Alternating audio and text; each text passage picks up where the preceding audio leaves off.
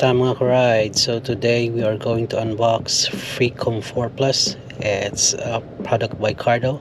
It's a four-way rider-to-rider Bluetooth communication system, as it says here on the box. And marami siyang mga features. Yeah, you can see there's four-way intercom, forward intercom, universal connectivity, and a lot more. So let's unbox it. So right in the get-go, makita nyo, it's very simple. Yeah, pagtanggal mo nung cover niya, ito na agad Cardo box ang makita nyo. So yeah, it has that stylish logo of Cardo. And let's open it. There you go. Yeah, pagbukas mo, makikita mo kaagad itong sticker na to. Yeah, maganda to. Lagay ko yan sa helmet din or sa laptop ko.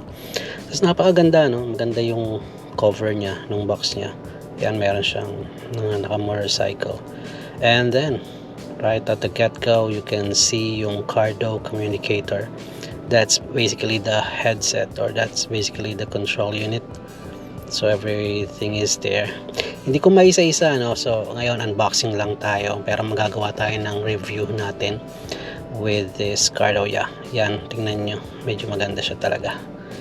At pagbukas mo, makikita mo itong mga pocket guide. It's basically start procedures kung how to do it and how to use it. So that's basically, you can just browse onto it. And it comes with, I think this is French, I don't know, but yeah, this is French. It says Cardo FREECOM. Basically yun din, kasama rin yun, no? Katulad din yun ng isa, medyo iba lang yung language, siguro French for Canadian buyers siguro, or other buyers who speak French or other language. This is the warranty thing. Yeah, this one.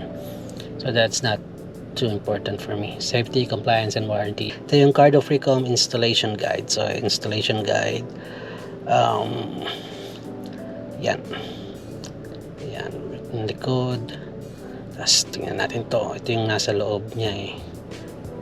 Yep, pagbukas natin, ano pa mga nandito? Oops, yeah.